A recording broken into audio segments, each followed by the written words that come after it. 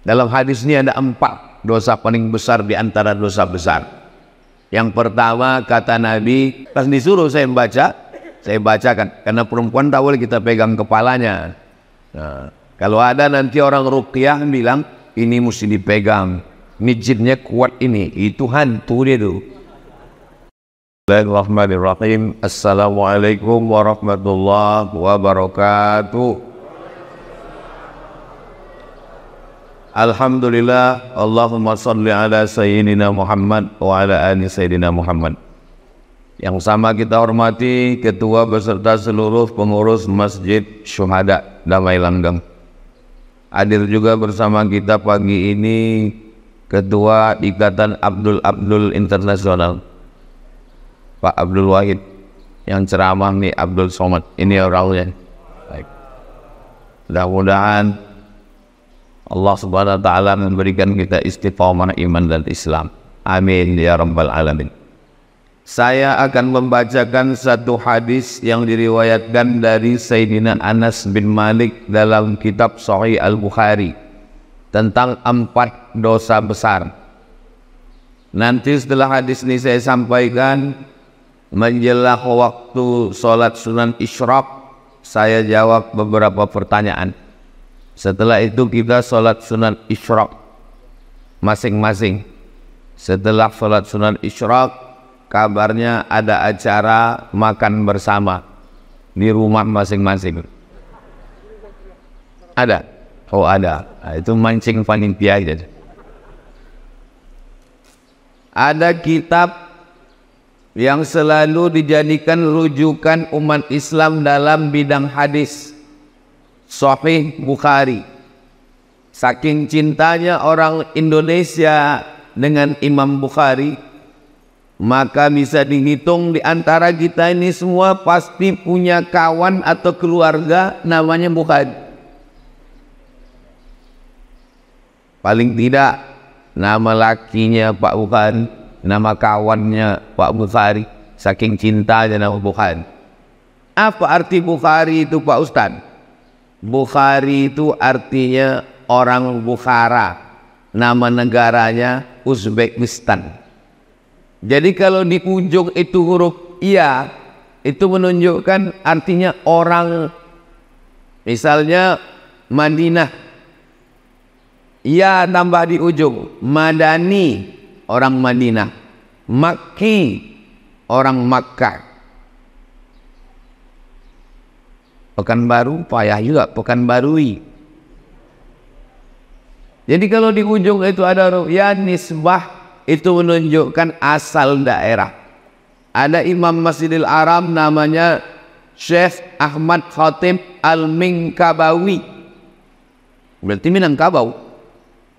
Syekh Muhammad Yasin bin Isa Al-Fadani, berarti orang Padang.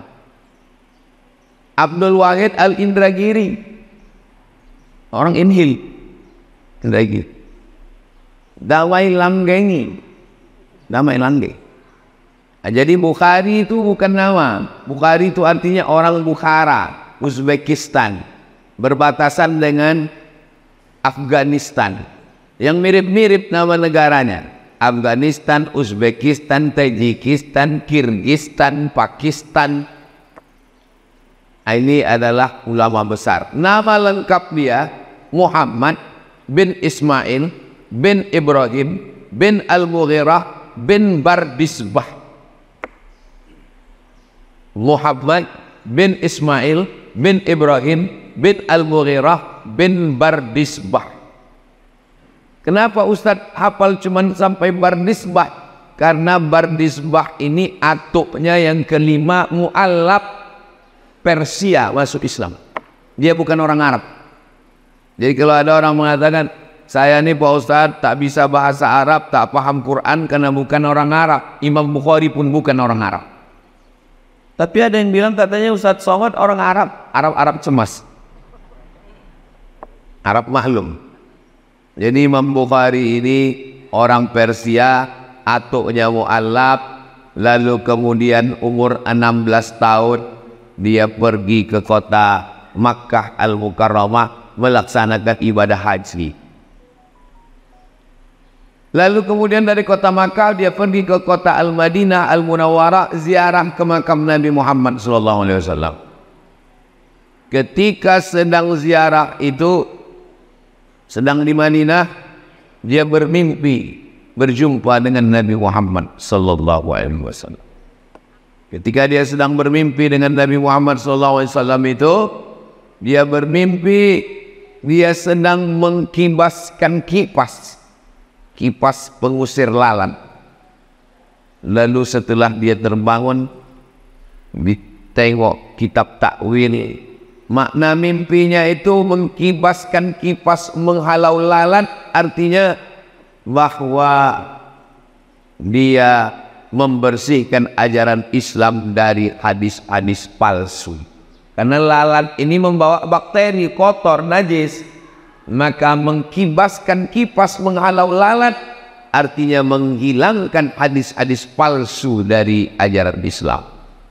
Dan memang akhirnya dia menulis kitab yang isinya sahih semua. Itulah dia dikenal dengan kitab Sahih Al-Bukhari. Kenapa disebut sahih? Karena isi dalam kitab Sahih Bukhari itu tidak ada hadis dhaif, tidak ada hadis palsu, semuanya hadis sahih. Memangnya ada hadis itu yang palsu Pak Ustaz? Ada. Kasih contoh hadis palsu. Al-Bazinjan syifa'un min kulli da'. Terong obat dari segala macam penyakit. Itu hadis palsu. Siapa yang membuat? Bang jual terong. Jual terong tulat. Tapi tidak semua hadis tentang makanan itu palsu. Habbatus sauda syifa'un min kulli da'. Hambah sauda, biji-biji hitam, sekarang sudah banyak dijual dalam bentuk minyak, dalam bentuk kapsul, obat dari segala macam penyakit. Itu hadis sahih. Alaikum bisyifa'aini, hendaklah kamu berobat dengan dua obat penyembuh, al-asal, madu. Hadis tentang madu ada yang sahih, ada yang dhaif, tapi tidak palsu. Jadi tentang hadis sahih, palsu, dhaif, itu kita mesti serahkan kepada para ulama. Yang paling mudah, kalau beli kitab hadis, tengok di bawah statusnya, hadis sahih. Berapa status hadis? 4. Yang paling tinggi sahih, di bawah sahih hasan, di bawah hasan dhaif, di bawah dhaif maudhu. Contoh hadis dhaif, Allahumma barik lana fima razaqtana wa qina azabannar. Dhaif.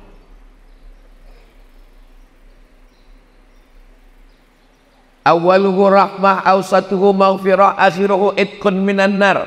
Dhaif. Utlubil ilma walau bisin, tuntutlah ilmu walau ke negeri Cina. Dhaif. Masalah rupanya hadis dhaif ini. Kata Imam Nawawi, ajma'al ulama'u ala jawazil amali bil hadis dhaif. Ulama sepakat boleh mengamalkan hadis dhaif. Mana tahu nanti ibu bapak sedang makan, Allahumma barik lana fima razaqtana wa qina azabannar. Datang orang sebelah, itu hadis dhaif. Emang masalah buat lo?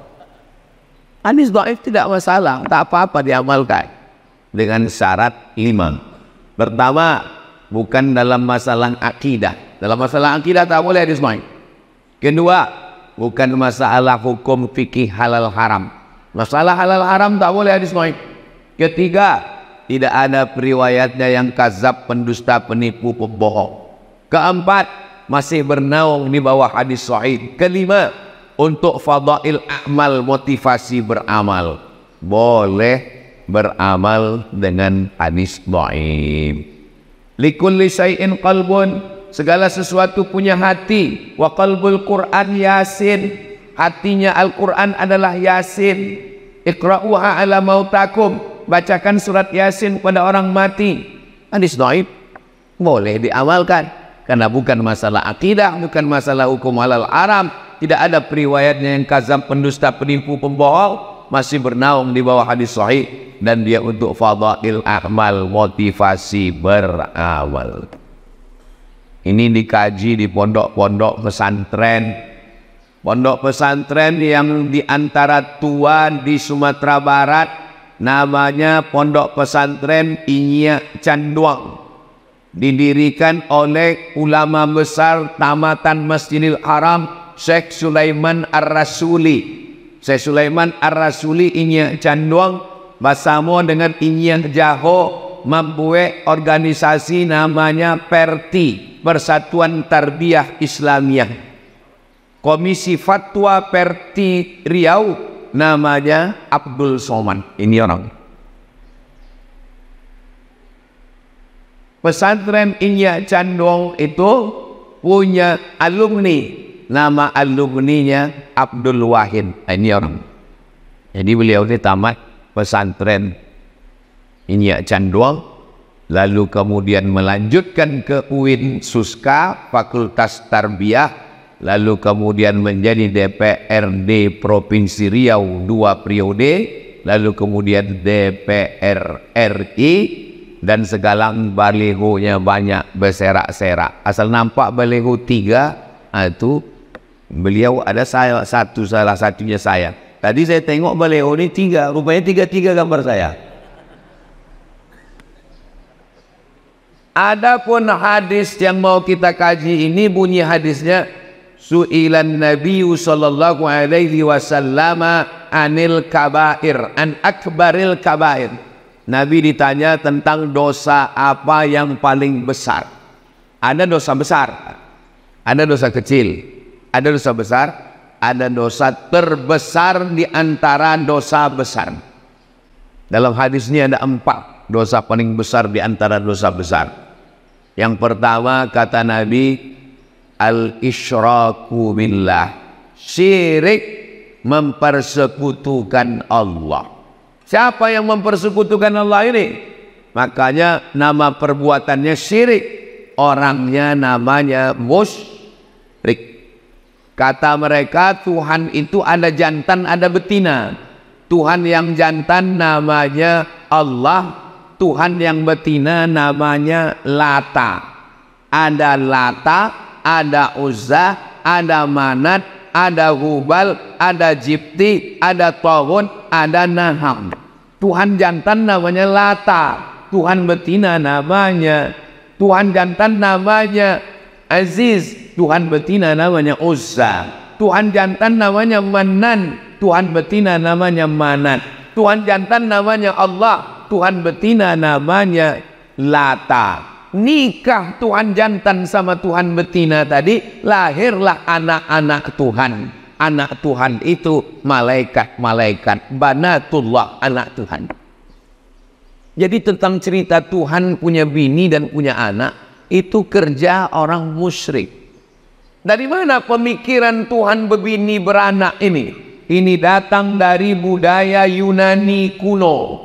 Ada Tuhan jantan namanya Zeus, yang sekarang sudah masuk dalam game online dan judi online. Zeus ini punya bini Tuhan. Lalu lahirlah anaknya laki-laki, turun dari langit ke bumi. Nama anaknya itu Hercules, anak Zeus. Bini Zeus mati, kemudian Zeus berbini lagi.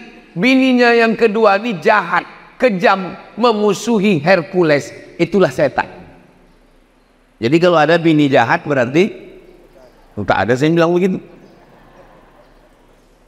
Jadi mitologi namanya.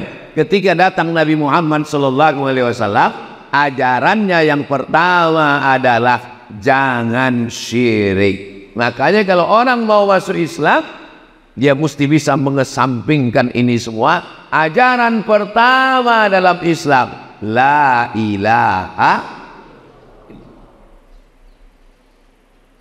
Kau jangan menyembah pokok kayu. Menyembah pokok kayu itu syirik, karena menduakan Allah. Kita diajarkan 17 kali sehari semalam, iyyaka na'budu wa iyyaka nasta'in.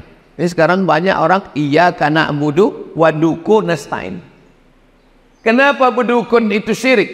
Karena dukun-dukun berkawan sama setan. Dukun mintanya ke setan. Saya tak percaya Pak Ustadz dukun itu mintanya ke setan. Buka Quran juz 29. Ada satu surat namanya surat Al-Jin. Kenapa surat Al-Jin Bapak dengarkan aja pengajian.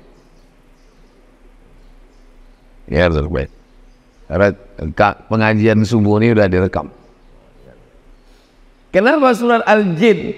Karena memang makhluk jin itu ada. Siapa yang tak percaya kepada jin, berarti dia tidak percaya kepada surat Al-Jin. Kalau tak percaya kepada surat Al-Jin, berarti tak percaya kepada Quran.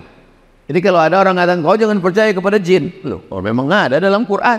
Yang tidak boleh itu adalah percaya bahwa jin bisa menguasai kita. Itu yang tak boleh. Karena yang berkuasa hanya Allah. La haula wa la quwwata illa billah. Makanya sebelum tidur malam dibaca Al-Fatihah sekali, Qul huwallahu 3 kali, Al-Falaq sekali, An-Nas sekali, ayat kursi sekali, dihembuskan ke tapak tangan, disapukan ke muka, ke kepala, ke badan. Dibacakan Fatihah sekali, Qul huwallahu 3 kali, Al-Falaq sekali, An-Nas sekali, ayat kursi sekali, dihembuskan ke air, diminumkan, dimandikan. Air yang sudah dibacakan ayat-ayat tak boleh dipakai cebok, diminum habis.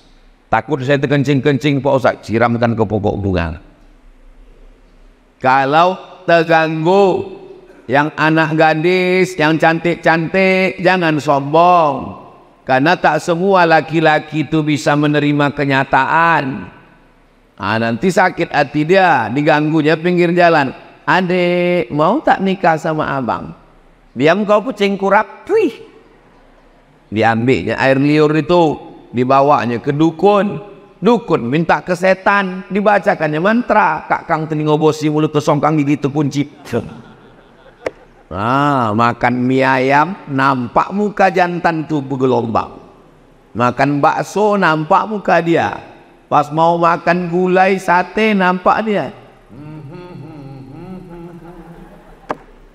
Siang malam terbayang-bayang, makan tak kenyang, tidur tak lelap, kena pelet. Saya di rumah ada juga pelet ikan koi. Maka anak-anak kita diajarkan membaca-baca. Bang Abdul Wahid pun perlu juga ini, tak perlu kita ajari, dia tamat pesantren. Membaca-baca. Kenapa? Tidak semua orang niat baik, dukun, santet, jin, setan, segala macam. Saya jadi dewan juri musabaqah tilawatil Quran Kabupaten Indragiri Hulu di Pematang Rebak. Pagi-pagi pergi saya mau sarapan. Pas mau sarapan dipanggil orang. Ustaz Somad, ada apa? Saya bilang, tolong Pak Ustadz, ini diganggu jin. Rupanya ada anak gadis perempuan, matanya wow. Orang itu rupanya udah membacakan ayat kursi, jinnya tak keluar. Suruh orang itu saya membaca, tak mungkin saya nolak. Masa LCMA nolak? Gengsi lah. Sebetulnya saya tak pernah meruqyah, tapi karena disuruh ruqyah. Orang tuh kenapa jinnya tak keluar? Dibacanya pelan. Allahu la ilaha illa huwal hayyul qayyum. Mana mau dia keluar? Pas disuruh saya membaca, saya bacakan. Karena perempuan tak boleh kita pegang kepalanya. Nah, kalau ada nanti orang ruqyah bilang, ini mesti dipegang. Ini jinnya kuat ini. Itu hantu dia tuh. Saya baca ke telinga sebelah kanan dari jarak jauh. Allahu la ilaha illa. Sadar dia. Entah jin itu takut, entah terlalu kuat, Allahu a'lam. Sehat dia. Alhamdulillah. Sejak itu takut saya. Sejak itu kalau ada orang kerasukan diganggu jin, saya kasih nomor kawan saya. Hubungi nomor ini. Satu hari salah nomor, rupanya nomor BNN. Badan Narkotika Nasional. Bapak Ibu yang dimuliakan. Tapi tidak semua orang itu karena gangguan jin. Ini kadang banyak jamaah ini mengadu ke saya. Ustaz Somad tolong bacakan air Pak Ustaz. Laki saya ini malas sembayang. Ustaz Somad tolong bacakan air Ustaz. Laki saya ini selingkuh. Lama-lama saya mikir, kenapa semua salah jin? Pas kita bacakan ayat kursi diminumnya, tak ada reaksi. Memang dia tidak terganggu jin, laki kau gatal. Sikit-sikit salah jin, sikit-sikit salah jin. Karena kita kasihan juga sama jinnya. Nanti lama-lama keluar KPJ, Komisi Perlindungan Jin. Saking banyaknya jin yang teraniaya. Bahkan jin pun udah banyak yang pensiun. Kata jin, aku udah tak menggoda manusia lagi. Lebih parah pula orang itu dari aku lagi, kata dia. Bapak Ibu yang dimuliakan Allah, dibawalah Ustadz Ruqyah ke rumah sakit. Sampai di rumah sakit, dibaca Ustadz nilai ayat kursi. Allahu la ilaha illa huwal hayyul qayyum. Diludahinya Ustadz. Apa kata dia? Sesama jin dilarang saling mengusir. Rupanya ulah yang membaca itu 11-12 sama yang dibaca. Jadi kata orang kampung kita, ini bukan masalah pistolnya, tapi masalah orangnya. Kalau bahasa kampungnya, man behind the gun. Orangnya. Imam Ahmad bin Hanbal, Imam Hambali tidak ada membacakan ayat kursi. Sakitlah adik raja di Baghdad, Irak. Sakit adik raja, diminta doa. Imam Ahmad bin Hanbal suruh datang ke istana. Kata Imam Ahmad bin Hanbal, aku tak perlulah datang ke istana. Lalu kemudian dikasihnya terompah kayu. Kita kalau bisa di toilet itu kasih terompah kayu. Kenapa di toilet terompah kayu? Supaya kaki tak kena najis.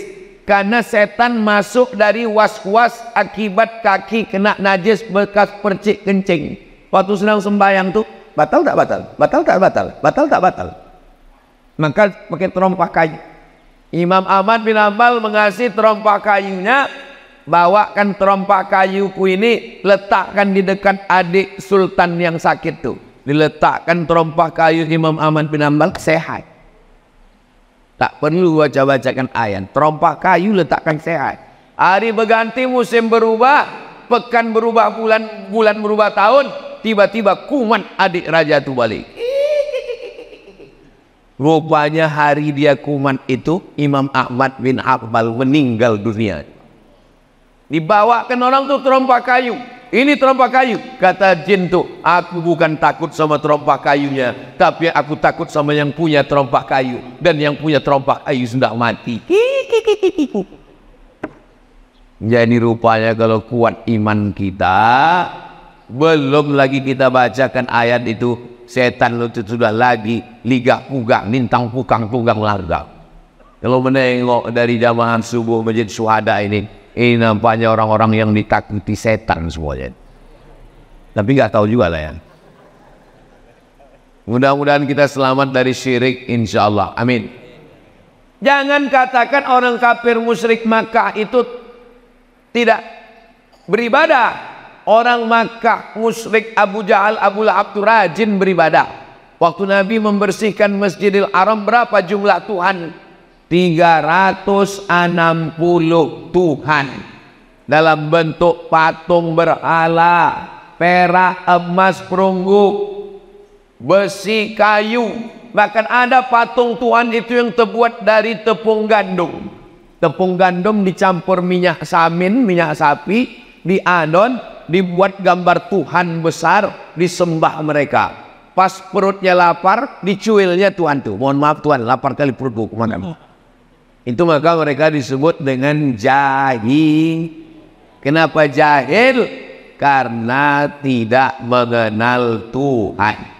Maka dalam tauhid dikenal awwaluddin ma'rifatullah. Perkara pertama dalam Islam adalah mengenal Allah. Wujud tidak baqa mukhalafatu lil awadisi qiyamuhu binafsihi wahdaniyah qudrat iradat. Tapi dakwah pengajian ke kampung-kampung tak sampai. Jangankan ke kampung, ke Palas aja tak sampai. Mohon maaf Ustadz Somad, tolonglah kirim Ustadz-Ustadz ke Palas nih Pak Ustadz. Tak sampai Ustadz Ikmi, Ustadz MDI dari Pekanbaru Pak Ustadz. Gas motor tuh cuma sampai di jembatan Leton. Asal sampai leton mati mesin. Itulah maka Ustadz Al-Nob Dinar membuka pesantren di Palas. Alhamdulillah anak-anak tahfiz Quran itu yang jadi imam. Saya tak sanggup berdakwah masuk kampung ke kampung. Yang kami masuk cuman Bagan Benio, Talang Mama, Talang Perigi, Talang Jerinjing. Itu yang kami cuman sanggup masuk. Yang bisa mengirim dai-dai ke pedalaman Riau ini adalah gubernur. Kalau terpilihlah gubernur yang peduli pesantren, tamat pesantren, peduli dakwah, dikirimnya lah dai-dai ke pedalaman, insya Allah. Mudah-mudahan terpilihlah orang yang peduli kepada dakwah, insya Allah. Amin. Tapi kami bingung Pak Ustadz, banyak kali balego-balego sekarang. Kalau tuan sholat Jumat jangan lupa bawa kain. Kalau udah ada yang ada gambar Ustadz Somad, jangan lagi ke yang lain. Jelas. Kalau tuan pergi ke Palas, jangan lupa membawa kawan. Kalau ada yang bilang tak jelas, memang dia belum sarapan. Yang kedua, apa itu dosa besar? Uququl walidain, durhaka kepada orang tua. Tahu Bapak Maradona? Maradona ditanya, siapalah orang yang paling kau idolakan Maradona? Kata Maradona, ayahku melepuh keringatnya mencari makan untuk aku. Lalu kemudian dia balik ke rumah. Ayah Maradona itu kuli. Balik dia ke rumah, dia bilang, kami tanya, ayah dari mana? Aku dari jalan-jalan tadi, kata dia. Karena dia ingin menyenangkan hati kami. Dibelikannya aku bola.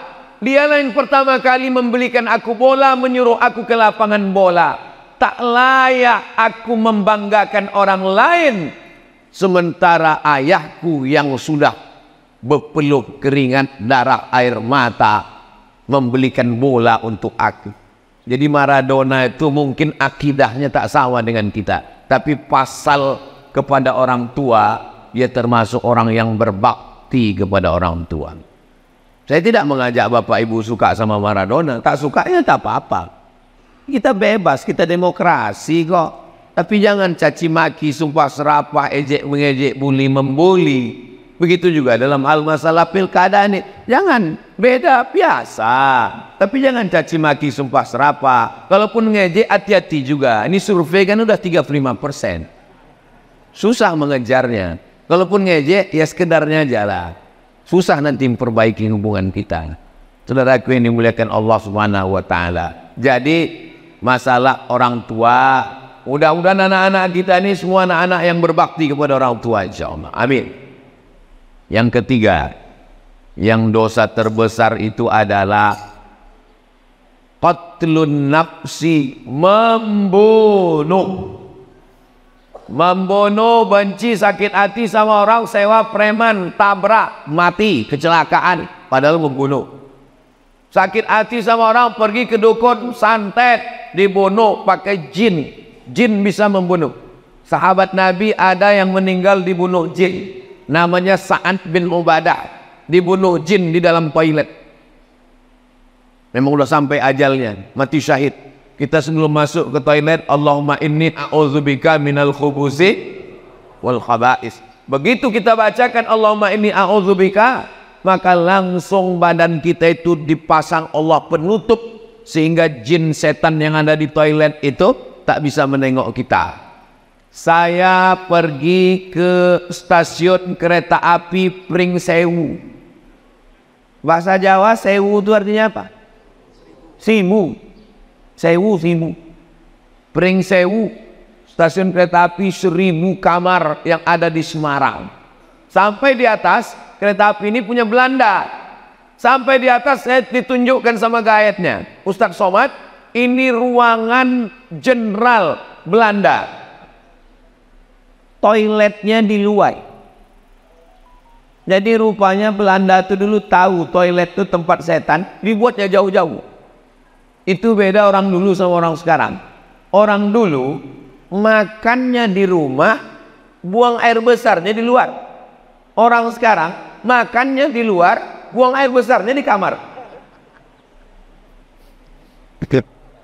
Ustaz Somad ini ngomong gitu macam toilet dia tidak di rumah aja. Toilet saya di rumah, tapi ada dindingnya, ada pintunya. Ditutup, mau tidur malam ditutup. Baca doa, mau masuk ke dalam, Allahumma inni a'udzubika minal khubuthi wal khaba'is, dipasang Allah semacam protek pelindung, tertutup badan kita ini semua. Jadi orang yang tak baca doa Allahumma inni a'udzubika minal khubuthi wal khaba'is, masuk ke toilet, ditengok jin, ditengok hantu, ditengok setan. Syukur-syukur setan itu kalau cuma nengok, kalau dia streaming hidupnya kamera, ditonton semua sama kawan-kawannya. Masa setan itu canggih juga punya handphone macam kita Pak Ustaz? Baca buku Isa Daud dari Mesir, judulnya Al-Hiwar Ma'ajinnil Muslim. Teknologi jin lebih canggih daripada teknologi zaman kita sekarang. Mana buktinya? Jin Ifrit sanggup memindahkan kursi Balqis dari Yaman ke Palestina sebelum Nabi Sulaiman berdiri. Kata Nabi Sulaiman, ayyukum ya'tini bi'arsyiha qabla an ya'tuni. Siapa yang sanggup membawa kursi Balqis dari Yaman ke Palestina 3000 km sebelum Ratu Bilqis sampai? Apa kata jin Ifrit? Ana atika bi qabla an taquma min maqami. Aku bisa memindahkan kursi Balqis dari Yaman ke Palestina sebelum kau tegak dari tempat duduk. Tegak dari tempat duduk itu berapa detik? 5 detik kalau tak kena osteoporosis. Cobalah tegak. 1, 2, 3, 4, 5. Pindah kursi Balqis. Ada sekarang orang yang bisa memindahkan ini 5 detik ke Palestina? Tak ada. Kalau ada, kita minta jasa dia memindahkan supaya Benyamin Netanyahu itu pindah ke Damai Langgeng. Sampai sini baru kita gulai dia. Asam podeng. Uququl walidain, durhaka pada orang tua yang keempat. Pertama, syirik. Kedua, durhaka orang tua. Yang ketiga, membunuh. Yang keempat, syahadatuz zur, kesaksian palsu. Jangan bersaksi palsu.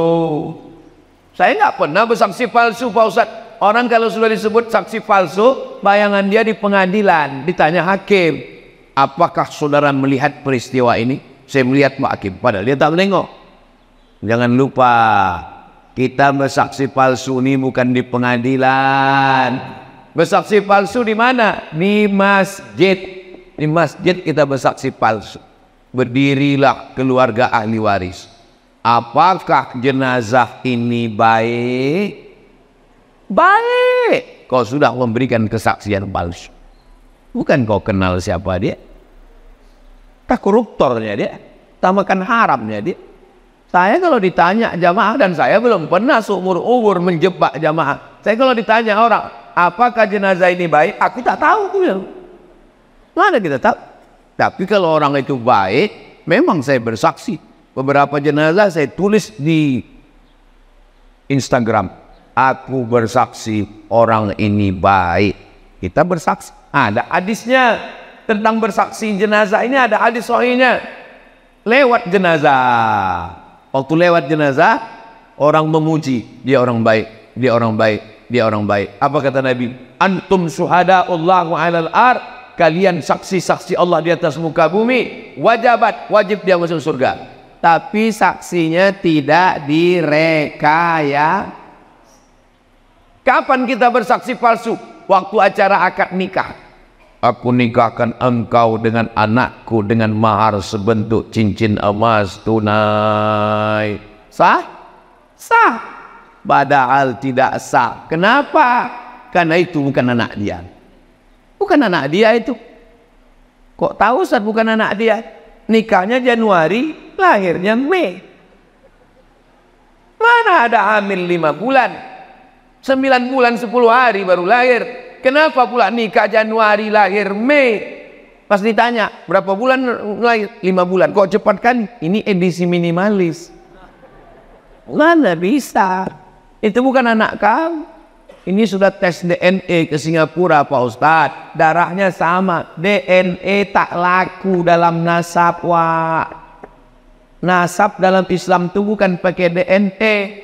Tapi inilah jelas itu memang, maaf cakap, memang benih dia. Tak ada laki-laki lain. Kenapa tak diakui? Di mana kesalahan dia? Kesalahan dia satu, mencoblos sebelum hari H. Kertas yang dicoblos sebelum tanggal 27 November tidak diakui KPU. Jelas? Apanya yang jelas ini? Jelas nasab tadi tak diakui karena dia sudah ada sebelum akad nikah. Jangan nikahkan anak yang hamil. Malu. Dulu di Pinang tak dikasih. Datang orang Minang baik-baik tak dikasih. Muncul niat jahatnya. Tanam pinang rapat-rapat supaya puyuh tak dapat lari. Sudah Pinang tak dapat. Aku bawa ke hotel, ku hamili, kata dia. Nauzubillah. Banyak orang tua sekarang lebih mau makan di daun daripada makan di pinggan. Di Pinang tak mau mencari menantu kaya, mau mencari menantu hebat. Sudah hamil baru tahu rasa, barulah dinikahkan. Itu nikahnya menurut mazhab Syafi'i sah, nikahnya sah. Yang jadi masalah setelah lahir anak. Lahir anak tak boleh dibinkan ke dia, karena itu bukan anak dia. Lahir anak, mati si bapak, anak ini tak dapat hak tawaris karena mereka tak ada hubungan nasab. Lahir anak laki-laki, setelah itu lahir adiknya perempuan. Ini si abang anak pertama ini tak bisa jadi wali bagi adiknya karena mereka dianggap saudara seamak, bukan saudara seayam. Meninggal tak dapat warisan. Menikah, kebetulan anak hasil coblos sebelum hari H tadi, anak itu perempuan 25 tahun umurnya, cantik, dipinang orang. Tak bisa kau walikan, Pak. Itu bukan anakmu. Lalu walinya siapa kalau dia mau nikah nanti? Fasultanu waliyun man la waliyalaha. Walinya adalah wali hakim, Pakku.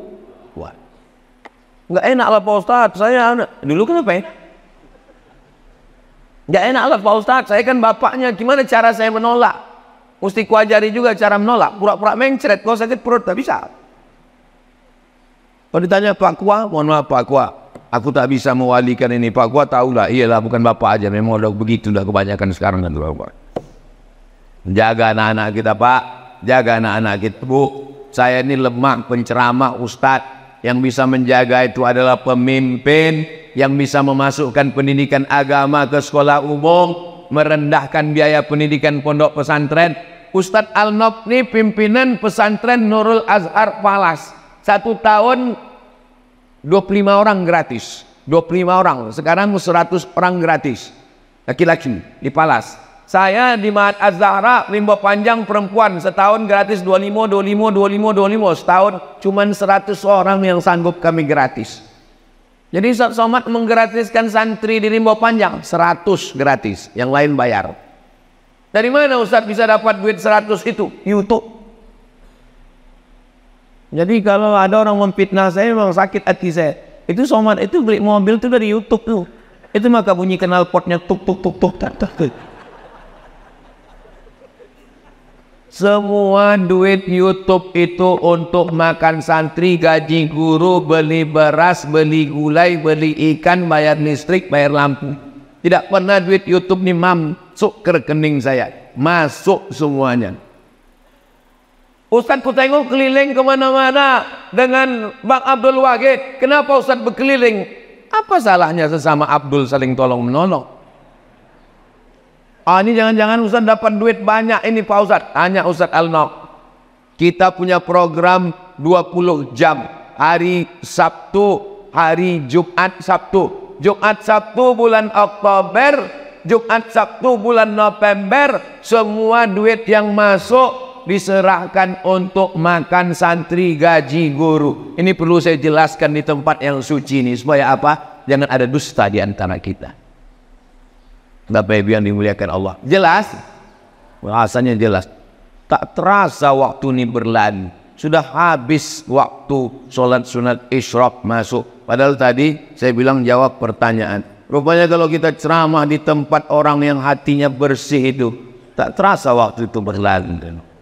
Saya pernah ceramah di tempat orang yang hatinya suntuk, lama kali terasa tauhid. Kapan itu Pak Ustaz? Waktu acara buka bersama. Oh gini loh orang tadi. Selesai tausiah, mohon maaf Pak Ustaz, saya mohon maaf Bapak Ibu, saya tadi waktu tausiah itu lama kali saya rasa, saya bilang. Kata jamaah itu kami yang mendengar lebih lama lagi Pak Ustaz. Saya jawab dulu ini dulu, habis saya jawab baru kita sholat sunat isyraq 2 rakaat. Saya seorang muslimah sudah tak muda lagi, usia 35 tahun. Masalah umur ini bukan masalah angka, Besti. Umur ini masalah rasa. Saya nih rasa saya sekarang rasa 27 aja. Beberapa bulan yang lalu datang seorang laki-laki berusia 28 tahun. Ingin menjalani hubungan serius dengan saya. Kalau memang dia serius, jangan cuma berani bawa mawar, tapi berani bawa mahar. Saya selidiki laki tersebut ternyata pekerjaannya seorang pembeli berondolan sawit. Mantap. Dan dia mau sholat tapi belum 5 waktu. Tambah. Kemudian pas hari Jumat beliau saya WA di waktu sholat Jumat dan dia menjawab WA saya dan kita chattingan sepanjang waktu sholat Jumat. Jangan terima lagi. Sedang Tuhan aja dia khianati, apalagi kamu. Dan saya menolak beliau dengan alasan perbedaan usia yang jauh. Masalah umur tak masalah. Nabi Muhammad dengan Khadijah jauh 15 tahun, tak apa-apa. Dalam hati saya karena pekerjaan beliau yang saya ragu kehalalannya. Yang jadi pertanyaan, ini curhat banyak kali nih. Apa pekerjaan sebagai pembeli berondol itu halal? Jual belinya sah, pekerjaannya halal selama tidak ada unsur tipu, tidak ada unsur kazib bohong, tidak ada unsur zulm aniaya, maka jual beli berondol sah. Apakah saya salah mendosa karena telah menolak sinyal jodoh dari Allah di usia saya? Istikharah. Masalah dia tak sembahyang Jumat udah kena pancing sekali, kasih tahu, Bang, kemarin kita chatting hari Jumat tuh, kenapa kau chatting terus? Berarti kau tak sembahyang Jumat. Dek, sebetulnya abang musafir. Oh, tak boleh kita sembarang tuduh. Mudah-mudahan dia sholat, kalau dia mau bagus, terima dia dengan baik. Mudah-mudahan jadi keluarga yang sakinah mawaddah warahmah, insyaallah. Amin ya rabbal. Hah? Mana? Makin-makin kecil tulisan ini, Ustaz. Anak saya mondok di Mojokerto dari tahun kemarin kelas 1 SMP. Dari pertama masuk anak sudah diganggu oleh jin. Anak saya tetap bertahan dan selalu beberapa bulan kuku anak saya dicabut satu persatu oleh jin ini. Anak saya sering pulang hampir 1 tahun begitu terus, Ustazah. Anak saya suruh pindah pondok, tidak. Saya mau bingung, akhirnya kenalkan kelas 2 SMP, loh kok ini dicabut lagi kukunya. Oh, berarti ini jin PKI ini. Suka mencabut kuku. Kalau suka mencabut alis mata, itu jin perempuan. Dan suka mencabut alis. Setiap saya carikan tombol ke ustadz jawabannya yang selalu menakutkan. Saya kasih nomor Ustadz Faizar, spesialis jin. Nanti minta ke Ustadz Alnob ya. Saya tak berani nge-share nomor dia, nanti terganggu dia. Nanti saya kasih ke nomor Ustadz Alnob, Ustadz Faizar. Saya buat biar tak susah mencari nama Ustadz Faizar ini, saya buat di sini Ustadz Jin. Ustadz Jin. Tengok Ustadz Jin. Itu Ustadz. Kasih ke ibu nih nama Ustadz Faizar Jin. Ada lagi pertanyaan tadi? Udah catat nomor. Nanti kirim ke ibu itu nomor Ustadz Faizar. Bolehkah berhajat ingin rumah cepat terjual ditebus dengan puasa? Oh, jadi kalau rumah terjual puasa, kalau tak laku-laku tak puasa-puasa. Itu namanya nazar. Nazar itu membuat amalan sunat menjadi wajib Nazar namanya. Aku bernazar nanti kalau begini-begini aku akan, kalau lulus anakku ini PNS aku akan berkurban, kalau tak lulus aku tak berkurban sampai mati. Itu merajuk namanya. Hukum asal nazar itu boleh, tapi kata Nabi nazar itu untuk orang yang pelit. Pelit dia tak mau bersedekah, maka diikatnya dengan nazar. Tapi hukum asal nazar hukumnya boleh, mubah. Tolong kalau sebelum bernazar itu diingat baik-baik. Khawatirnya waktu bernazar berjanji-janji sesudah selesai tak ditunaikan. Ada orang begitu. Pak Ustadz, saya kemarin bernazar. Apa nazarmu? Saya puasa Senin Kamis sampai mati. Matilah kau. Dia tak taat. Jadi sebelum bernazar tuh pikir-pikir baik-baik. Saya anjurkan kalau nazar bagusnya nazar sodakoh saja. Karena kalau puasa Nabi Daud bernazar pula puasa Nabi Daud sampai mati. Sebelum mati kita dulu lagi. Kita sibuk. Jadi sebelum bernazar itu pikirkan baik. Kalau nazar sodakoh, ini bagus. Ada lagi pertanyaan Ustaz Al-Nob?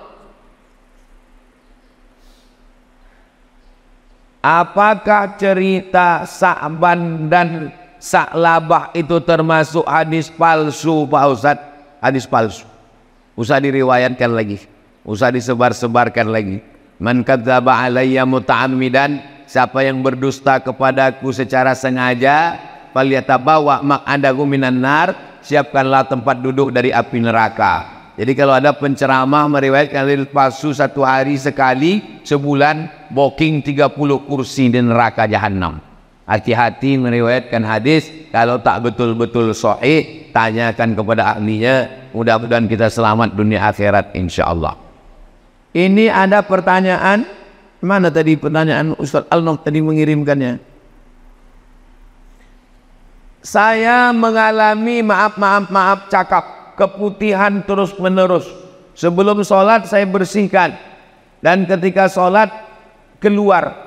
Bagaimana Pak Ustadz? Laki-laki bisa mengalami namanya sulusul baul, baul kencing, sulusul rantai, sulusul baul kencing berantai, menetes tak putus-putus. Perempuan bisa mengalami dua. Pertama istihadah, darah tak putus-putus. Yang kedua cairan tak putus-putus. Maka cara mengatasinya bagaimana? Dibersihkan sebelum masuk waktu sholat. Pergi ke toilet, bersihkan, sesudah itu pakai pembalut. Setelah dipakai, berwuduknya setelah masuk waktu. Jadi kalau zuhur jam 12.15, jangan berwuduk sebelum azan, sebelum masuk waktu. Begitu mendengar suara azan, Allahu Akbar, Allahu Akbar, masuk ke toilet, bersihkan, pasang pembalut, maka yang menetes setelah wuduk tadi, ma'fu anhu, termaafkan. Bisa terjadi tiga. Pertama, sulusul baul, kencing tak putus. Kedua, istihadah, darah tak putus. Ketiga, cairan yang tak putus keluar. Khurujus syai'i anis sabilaini, keluar sesuatu dari dua jalur, dari kubul bagian depan, dubur bagian belakang. Kalau keluar dia batal wudhu, kalau batal wudhu batal sholat. Tapi ada keringanan, kalau dia menjadi penyakit berobat, berkusu. Kalau tak juga sembuh, maka dia menjadi ma'fu anhu, termaafkan. La yukallifullahu nafsan illa wus'aha. Itulah kaji kita subuh ini. Mudah-mudahan berkah. Kita sholat sunan isyraq, habis itu nanti kita tak tahulah tahap kata panitia. Habis itu kami nanti akan lanjut ke Pasar Pagi, lanjut ke dialog. Habis itu kami ke Rokan Hulu, ke Pasir Pangarayan, ke Ujung Batu. Jadi Ustaz Somad ini keliling-keliling terus nih sampai kapan? Sampai tetes darah penghabisan. Tanggal 27 November hari Rabu jam 12 siang tutup TPS, barulah selesai. Ala hazihin niyah, al-Fatihah. A'udzubillahi minasyaitonirrajim. Bismillahirrahmanirrahim. Alhamdulillahirabbil alamin. Arrahmanirrahim. Maliki yaumiddin. Iyyaka na'budu wa iyyaka nasta'in. ihdinas siratal mustaqim siratal ladzina an'amta 'alaihim ghairil maghdubi 'alaihim waladdallin. Amin. Allahumma salli ala Sayyidina Muhammad wa ala ali Sayyidina Muhammad. Assalamu alayka ya Rasulullah. La tada' lana dzamban illa ghafarta. Pulang kami dari masjid syuhada ini bersih dari dosa-dosa. Wala dainan illa qadaita. Tolong kami lepas dari hutang piutang riba. Wala maridan illa syafaita. Yang sakit-sakit angkat penyakitnya. Wala mayitan illa rahimta. Yang meninggal dunia ampunkan dosanya. Wala aziban illa zawajata, yang belum menikah jumpakan dengan jodohnya. Wala raghiban illa anjabata, berikan keturunan soleh solihah, anak penghafal Quran. Ya qadiyal hajat, engkau menunaikan hajat. Iqdi hajatina, tunaikan segala hajat kami. Allahumma rzuqna imaman adila, berikan riau pemimpin yang adil dan amanah, pemimpin yang takut kepada engkau ya Allah, pemimpin yang peduli kepada anak yatim, fakir miskin ya Allah. Rabbana taqabbal minna innaka antas samiul alim wa tub alaina innaka antat tawwabur rahim. Rabbana atina fid dunya hasanah wa fil akhirati hasanah wa qina azabannar. Wa sallallahu ala sayyidina Muhammad wa ala alihi wa sahbihi wa sallam walhamdulillahi rabbil alamin. Taqabbalallahu minkum minna wa minkum taqabbal ya karim. Salat sunat Isyraq 2 rakaat. Habis itu baru kita bersalam-salaman. Usolli sunnatal isyraq raka'ataini lillahi ta'ala. Terima kasih segala perhatian, mohon maaf segala kesilapan. Wassalamualaikum warahmatullahi wabarakatuh.